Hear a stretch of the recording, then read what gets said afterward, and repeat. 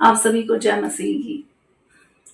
और आज मैं आपके सामने अपने उन हर एक भाई बहनों के साथ अपने गवाही को शेयर करना चाहती हूँ।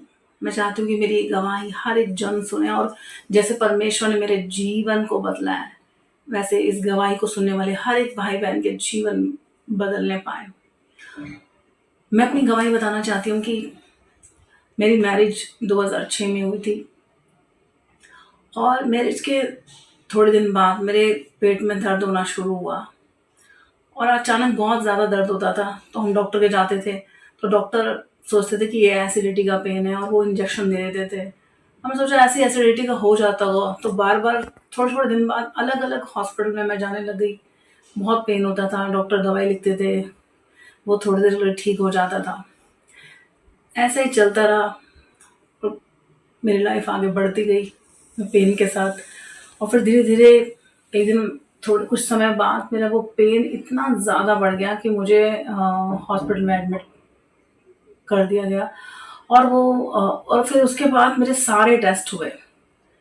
डॉक्टर ने वो सारे टेस्ट किए कि ये गांठ किस चीज़ की है, कौन सी बीमारी की ये गांठ है। सारे टेस्ट हुए, वो पता ही नहीं लगा पा रहे थे कि किस चीज़ का है। उन्होंने बोला कि हम एंडोस्कोपी करेंगे, और उसमें जब हम वो पीस लेकर भेजेंगे बाहर, तो पता चलेगा कि किस चीज़ की है। ये गांठ कैंसर की भी हो सकती है, या किसी और बीमारी की भी हो सकती है। बट जब वो एंडोस्कोपी कर चुके, और उनको ये पता चला कि गांठें हैं, और गांठें भी मेरी एक दो नहीं थी, मेरे पेट में 20-25 गांठें हो गई थी। और वो सारे जो पेट की जो आंत होती है, उसके साथ एक सारी जो गांठें थी 20-25, वो एक दूसरे के साथ जुड़ी हुई थी। वो इतनी ज़्यादा एक क्रिटिकल मतलब इतनी क्रिटिकल सिचुएशन में थी मैं बहुत परेशान थी। डॉक्टर ने बोला कि चलो इसका एक छोटा सा पीस लेते हैं और भेजते हैं, और देखते हैं कि ये कौन सी बीमारी की गांठ है। पर वो टेस्ट कर ही नहीं पाए। वो मेरे पेट में सिरिंज डालने वाले थे, और उन्होंने वो देख रहे थे पूरा स्क्रीन में। और उनको पता चला कि वो कहते हैं कि अगर हम ये ज़रा सा भी नीडल इनके उस गांठ में डालेंगे, तो सारी गांठें जो है ना वो फट जाएगी, इनकी जान को खतरा हो सकता है, बहुत कुछ हो सकता था। उन्होंने नहीं किया, मेरी कोई मेडिसिन नहीं हुई। मतलब बहुत ही इत, इतनी दिक्कत में मैं आ गई थी। उन्होंने टेस्ट की, मतलब टेस्ट तो हो नहीं पाया, और थोड़ी बहुत मेडिसिन दी, और थोड़ा मेरा पेन जो है वो रुक गया। पर मैं बहुत ही परेशान हो गई थी कि कुछ पता ही नहीं चल रहा कि कौन सी बीमारी की ये गांठ है। मैं बहुत ही परेशान होने लग गई। धीरे धीरे मेरी ज़िंदगी और ज़्यादा कष्ट में जाने लग गई। मुझे नींद आना बंद हो गया, मैं पूरी रात जगती थी, और फिर सुबह में सोती थी। और मुझे पता, कुछ ऐसे होने लग गया कि पूरी रात डर लगना, अपने ही घर में डर लगना, एक रूम से दूसरे रूम में नहीं जा सकती थी मैं। एक भय मेरे अंदर समा गया, और एक बहुत ही गंदे गंदे सपने मुझे आने लग गए। और मेरी लाइफ इस तरह से चलती रही। मैं बहुत डर और बहुत भय में मैं जीने लग गई। मैं इतने भय में जीने लग गई कि आप मानोगे कि छोटी सी मेरी बेटी 3 साल की थी, और मैं, मतलब आप मानिए कि 4 गली बाद स्कूल है, पर मैं उस बच्ची को उस स्कूल में खुद नहीं छोड़ के आ रही थी। उसके लिए मैंने वैन लगा ली थी कि 4 गली बाद तो हम खुद जा सकते हैं। पर मेरे अंदर इतना डर और भय गई, और मैं बहुत ही परेशान होने लगी, क्योंकि मेरी बीमारी का पता ही नहीं चल रहा था क्या हो रहा है। हर रात मैं पूरी रात जगती थी अपनी बच्ची के लिए। बच्ची को बहुत बार स्कूल ही नहीं भेज पाती थी, हस्बैंड को खाना मैं बना के दे नहीं पाती थी, क्योंकि मुझे पूरी रात जगने के बाद इतनी हिम्मत मेरे शरीर में नहीं होती थी। और बुरे बुरे सपने, और ये बहुत ही डर भय मेरे अंदर समा गया था। जैसे ही मतलब कोई भी फेस्टिवल आता था, हम आराम से दोनों हस्बैंड वाइफ रहते थे, पर अचानक पता नहीं ऐसा क्या होता था। अचानक इतनी लड़ाई झगड़ा, और इतना प्यार हमारे बीच में है दोनों के, परमेश्वर की दया से। बट अचानक कुछ ऐसा होता था कि एक दूसरे को मार डालें, ऐसी सिचुएशन हो जाती थी। मैं थोड़ी मेंटली बहुत ज़्यादा मैं टेंस रहने लग गई, क्योंकि मैं शरीर से भी बीमार थी, और ये सब चीज़ें मेरे जीवन में होती गई। मैं बहुत टेंस रहने लग गई, क्योंकि मुझे वो दर्द भी बहुत होता था उस गांठ की वजह से। ऐसे मेरी लाइफ में चलता रहा, डर भय, मुझे घर में रहना अच्छा नहीं लगता था। मुझे लगता था कि मैं किसी न किसी के घर चली जाऊँ। मैं अपनी मदर के घर जाके बैठ जाती थी। और सच में बताऊँ तो जैसे रात होने लगती थी, मुझे लगता था कि रात क्यों हो गई, क्योंकि मुझे फिर जगना पड़ेगा। मेरे हस्बैंड सो जाएंगे, बच्ची सो जाएगी, पर मेरी रात बिल्कुल इस तरह से, मेरा जीवन ऐसे ही चलता रहा, ऐसे ही चलता रहा। और कुछ समय बाद ऐसा हुआ कि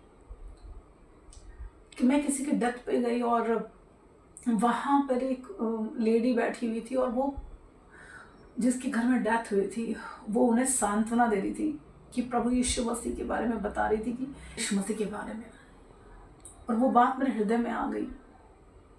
और मैं ये बताना चाहती हूँ कि मैं सोचती रहती थी, क्या यीशु मसीह मुझे मेरे जीवन में भी कुछ कर सकते। मैं नहीं जानती यीशु मसीह के बारे में कुछ भी, पर जैसे मेरी तबीयत खराब रहती थी, मेरे हस्बैंड परेशान रहते थे। वो सुन तो लिया मैंने, फिर भी मैं परेशान रहती थी। मेरे हस्बैंड मतलब जो मुझे कुछ कहता था, कोई भी किसी ने बोला कि चलो मंदिर चलो, चलो गुरुद्वारे चलो, चलो तुम ये कर लो, तुम वो कर लो, हर एक काम किया मैंने हर एक ईश्वर को पुकारा। मैंने हर एक दर पर मैं गई कि मैं जीना चाहती थी, मैं मरना नहीं चाहती थी। मैं बहुत परेशान थी। हर एक ईश्वर को मैंने पुकारा कि मैं ठीक हो जाऊँ। मेरे हस्बैंड यहाँ तक कि गलत जगह भी चले गए ताकि मेरी पत्नी ठीक हो जाए, शायद किसी शक्ति से मेरी पत्नी ठीक हो जाए, किसी तरह से इसे आराम आ जाए, क्योंकि मेरा बिहेवियर भी बहुत ख़राब हो गया था। एकदम से गुस्सा आता था, कुछ समझ नहीं आता, बीमारी अलग, भय अलग, एक अजीब सी बंधन में मैं पड़ गई थी। गंदे गंदे सपने आना, सच में मैं ऐसा अनुभव करती थी कि कोई मुझे मार रहा है, ऐसा मेरे साथ होता था। फिर एक दिन मैंने सोचा कि ये समस्या तो मेरे जीवन में ठीक नहीं हो रही, और बहुत ही गंदा जीवन है मेरा। मैं अपने हस्बैंड को कहती थी कि मैं ठीक नहीं होंगी कभी भी, और मेरे हस्बैंड मुझे कहते थे कि तुम तो इतनी पूजा पाठ करती हो, घर में तो इतना जोत जला है, फिर तुम्हारे अंदर शांति क्यों नहीं है। मैं बहुत पुकारा, मैंने हर एक ईश्वर को पुकारा, और मैं सही नहीं हो पाई। और एक दिन मैंने निर्णय किया कि मैं अपने जीवन को ख़त्म कर दूंगी, और मैंने सोच लिया कि मैं सुसाइड करूंगी। और ऐसे मैंने सोचा कि मैं अपना जीवन को ख़त्म कर लूँगी। और एक दिन मैंने अपने पति और बच्ची को, मेरी छोटी सी बच्ची को और मेरे पति को मैंने अलग रूम में उनको हटाकर अपने आप को दरवाजे में बंद कर, और मैंने अपने आप को चाकू मारने की पूरी कोशिश की। मैं चाकू मार ही रही थी अपने, और पूरा वो नाइफ मैंने बहुत तेज़ से नाइफ उठाया, और बस वो नाइफ मेरे अंदर जाने ही वाला था। पता नहीं मुझे क्या हुआ। मेरे हस्बैंड अरे मत जाओ, मुझे छोड़कर मत जाओ। पता नहीं मुझे क्या हुआ, मैं एक सेकंड के लिए रुक गई। पर मैं ऐसे ही उदास रहती थी, मैं ऐसे ही टेंस रहती थी। पर मुझे वो उस लेडी की बातें याद आती रही कि यीशु मसीह शांति देता है, यीशु मसीह चंगा करता है। वो लेडी मुझ कह रही थी जिन्होंने अपने पति को खोया था उससे। और मैंने इन बातों को सुना। और एक दिन मेरे हस्बैंड के ऑफिस में एक ब्रदर हैं जो उनके साथ काम करते थे, और उन्होंने मेरे हस्बैंड को बताया कि हाँ ऐसा होता है, परमेश्वर चंगा करता है, यीशु मसीह चंगा करते हैं, आप इनको एक बार लेकर आओ। पर मेरे हस्बैंड ने बोला नहीं, हम लेके नहीं जाएंगे, क्योंकि हमने हर जगह हम चले गए, कोई कुछ नहीं है, कोई नहीं ठीक कर सकता, हमने सब कुछ करके देख लिया। पर पता नहीं मेरे अंदर मैंने अपने हस्बैंड को बोला कि एक बार, मैंने सब कुछ करके देख लिया, पर एक बार मैं इस ईश्वर का भी नाम लेकर देखूंगी, मैं जाना चाहती हूँ, मुझे एक बार ले चलो। और ऐसे ही हुआ, हम किसी तरह रेडी हुआ, हमारा माइंड रेडी हुआ, हम लोग रेडी हुए, और हम एक चर्च में गए। और जब वहाँ पर वर्शिप हो रहा था, वहाँ पे परमेश्वर की आराधना हो रही थी, और जैसे मैं वहाँ गई और आराधना हो रही थी, तो मैं बहुत ही ज़ोरों से चिल्लाने लग गई, क्योंकि जो मेरे अंदर जो भी दुष्शक्ति थी, या जो भी उस दिन कुछ बंधन मेरे टूटे। और मेरे हस्बैंड ने देखा कि इतनी परेशान है मेरी वाइफ, ये तो कुछ अलग ही चीज़ उन्होंने देखी, क्योंकि मैं चिल्ला रही थी बहुत ज़ोरों से। और उसके बाद वहाँ पे जो पास्टर थे उन्होंने मेरे लिए प्रेयर करी, और हम नेक्स्ट हर संडे हम लोग जाने लगे परमेश्वर को। और धीरे धीरे एक दिन ऐसा हुआ कि ऐसे ही चंगाई की सभा थी, और उस चंगाई की सभा में मैं गई और मैं प्रार्थना कर रही थी, क्योंकि मुझे पेट में बहुत दर्द हो रहा था। और उस दिन मैंने चंगाई पाई। उस प्रार्थना सभा में जब मैं गई तो मेरे सारी वो जो गांठें थी वो सारी कहाँ चली गई मैं नहीं जानती हूँ। बिल्कुल मेरे पेट में कोई भी गांठ नहीं, हर एक गांठ से मैंने छुटकारा पाया। और धीरे धीरे मेरा विश्वास उस दिन और बढ़ गया, क्योंकि जब मेरे अल्ट्रासाउंड है और मैं देखा सारी गांठें मेरे पेट में कोई गांठ नहीं थी।